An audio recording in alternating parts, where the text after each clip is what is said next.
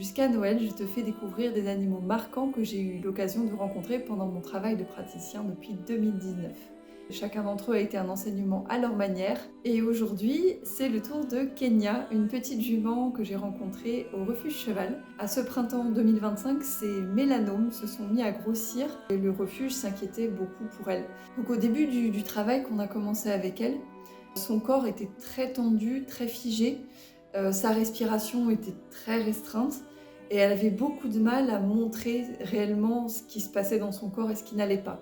Elle avait aussi les naseaux très pincés. En lui offrant un espace d'apaisement, Kenya a commencé à exprimer ses tensions et ses inconforts par le corps véritablement, et notamment au niveau de son cou et de sa tête.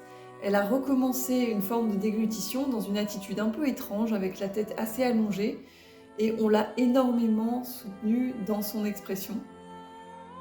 Du coup, le travail s'est poursuivi les jours suivants avec les bénévoles.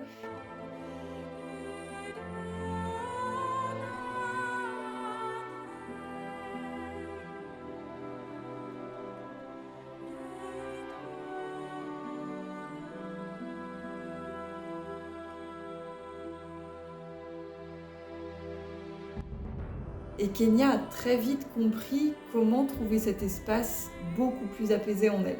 Et en septembre 2025, les mélanomes de Kenya se sont stabilisés et pour l'instant, elle ne semble pas avoir de crise. Et bien sûr, les bénévoles continuent à la soutenir dans ce sens. La présence et la considération ne sont pas des thérapies en soi, mais elles apaisent le mental. Et comme un mental apaisé permet aussi d'avoir un corps apaisé et détendu, le corps a des possibilités de se régénérer beaucoup plus facilement et bénéficie aussi beaucoup plus efficacement des soins que vous pourriez apporter. Je vous souhaite un très bon 23 décembre et je vous dis à demain pour la dernière du calendrier. À très vite!